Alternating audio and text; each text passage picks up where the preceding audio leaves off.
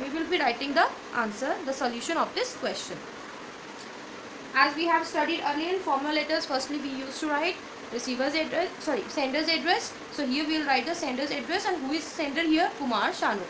इनका एड्रेस क्या है? ये बरेली में रहते हैं, बस इतना बताया गया है, यानी कॉलोनी वगैरह, सेक्टर वगैरह या हाउस नंबर कुछ नहीं बताया है, तो हम उसके लिए अपनी मर्जी से डाल सकते हैं. Let's say XYZ colony.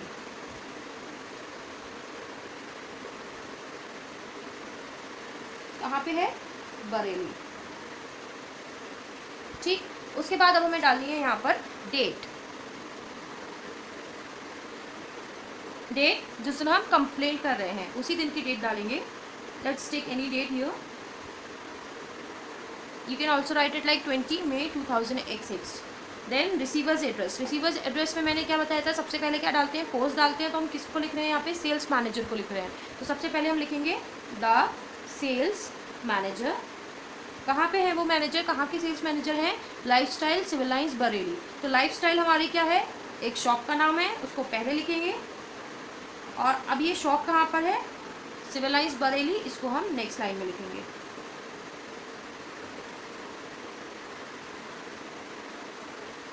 Now we will write yes subject. Subject क्या है? डिफेक्टिव आइटम हमें मिला है, या हमारे आइटम में, हमारे प्रोडक्ट में कुछ डिफेक्ट हो गया है, हमें उसकी रिप्लेसमेंट के लिए रिक्वेस्ट करनी है. तो हम क्या लिखते हैं? सब्जेक्ट लिख सकते हैं requesting for the replacement of. हमारा आइटम, हमारा प्रोडक्ट क्या है? रेफ्रिजरेटर. Defective refrigerator. सो ये हमारा सब्जेक्ट हो गया. अब मैं नेक्स्ट पेज पे लिख रही हूँ बिकॉज मेरा क्वेश्चन ने काफ़ी जगह ले लिया था. So I am turning the page here. अब उसके बाद क्या हुआ? हमें क्या लिखना है? सर और मैडम, और we can say respected sir और मैडम. सबसे पहले रिस्पेक्टेड सर और मैडम लिखेंगे.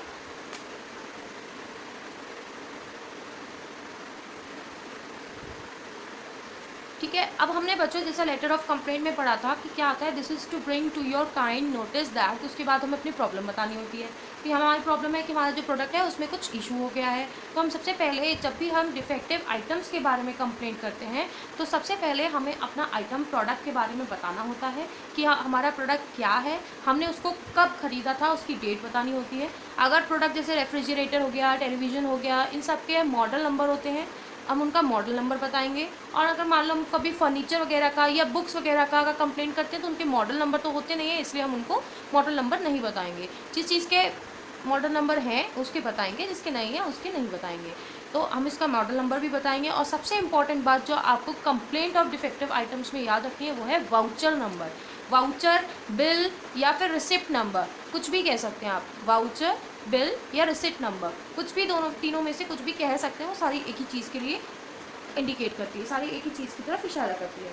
सो now we are starting with the content here.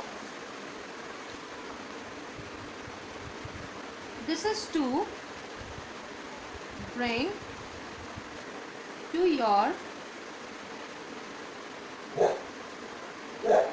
Kind notice that. अब उनके काइंड नोटिस पे हमें उनके ध्यान में क्या लेकर आना है कि हमने उनसे एक रेफ्रिजरेटर ख़रीदा है. ठीक है. तो हम इंट्रोडक्शन जो होगा वो रेफ्रिजरेटर का देखें, कब ख़रीदा, कहाँ ख़रीदा, कैसे ख़रीदा, मतलब कहाँ में तो हमने एड्रेस डाल दिया है ऑलरेडी, कब ख़रीदा था, क्या बिल नंबर है, क्या मॉडल नंबर है, वो सारी चीज़ अब हम इसमें मेंशन करेंगे. So we will write that we purchased for any defective item. बेटा कोई भी डिफेक्टिव आइटम है आप उसके लिए सेम कंटेंट लिखेंगे. ठीक है. बस क्या होगा, जो प्रोडक्ट है वो चेंज हो जाएगा आपका, और जो मॉडल नंबर है वो अकॉर्डिंगली चेंज हो जाएगा, डेट चेंज हो जाएगी, लेकिन फॉर्मेट यही रहेगा लिखने का. That we purchased a refrigerator from you. ठीक है. अब क्या बताएंगे इसका? अब बताएंगे model number. The model number या the model of the refrigerator is, you can give any model of the refrigerator. चाहे कोई कंपनी का नाम लिख सकते हैं या कोई भी मॉडल लिख सकते हैं. The model of the refrigerator is, जो भी आप विश करें वो डाल सकते हैं. And the voucher number यहाँ मैं वाउचर नंबर को अंडरलाइन करके आपको बता रही हूँ। वाउचर नंबर की जगह आप रिसिप्ट नंबर भी डाल सकते हैं, या फिर इसको आप बिल नंबर के नाम से भी लिख सकते हैं। And the voucher number is, कुछ भी डाल लीजिए, 2 3 4 5।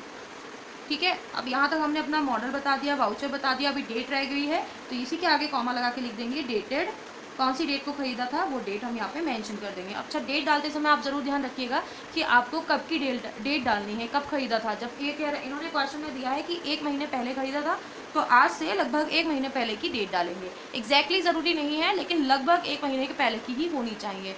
ठीक है, तो क्योंकि मैंने यहाँ पे आज की डेट डाली है 25 2000XX, तो मैं इसको 24 2000XX डाल देती हूँ।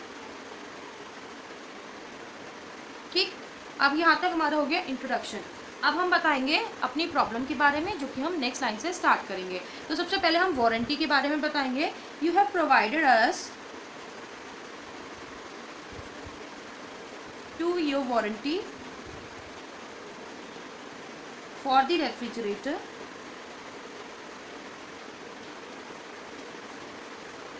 ठीक है, वारंटी के बारे में बता दिया। अब अपनी प्रॉब्लम बतानी शुरू करेंगे। We have used it for about a month. हमने लगभग 1 महीने से उसको यूज़ कर रहे हैं या यूज़ किया है। And now, और लेकिन अब we find that, हमारी क्या प्रॉब्लम हुई है कि जो फ्रीजिंग सेक्शन है उसने काम करना बंद कर दिया है। We find that the freezing section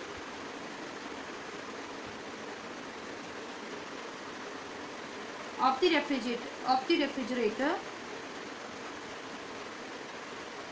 we can write is not working properly, या फिर according to the question में दे रखा था has failed to function, we can also mention this, refrigerator has failed to function।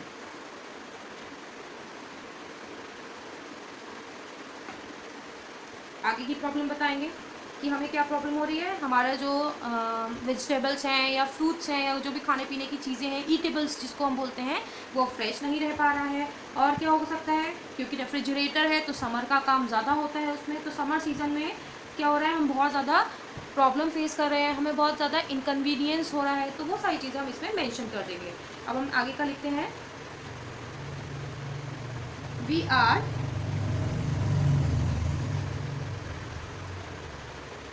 unable to get our eatables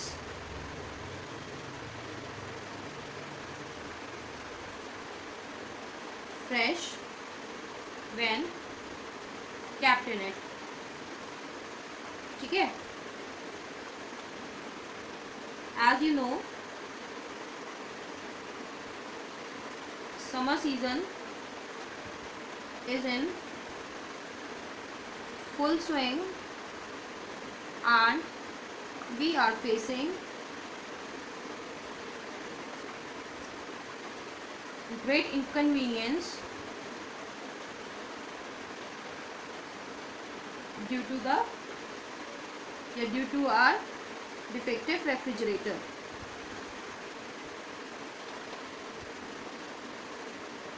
ठीक, यहाँ तक हमने अपनी प्रॉब्लम को डिस्क्राइब कर दिया। अब हम लास्ट लाइन, लास्ट पैराग्राफ जिसको हम कहते हैं, that is the ending note, वो लिखेंगे। So let's write our concluding paragraph, that is the ending paragraph, जो कि आप हर डिफेक्टिव आइटम की कंप्लेंट करते समय सेम लिखेंगे। लेकिन आपको याद ये रखना है कि आपको सिर्फ प्रोडक्ट चेंज कर देना है कि प्रोडक्ट क्या है आपका according to the question. Now I am writing the last paragraph, that is the concluding paragraph. Under these circumstances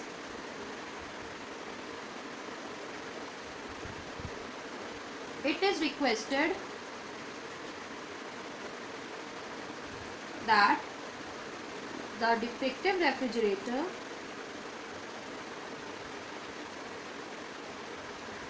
may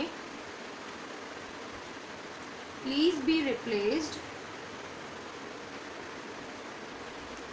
at your earliest in order to stop further inconvenience to us। It will be appreciated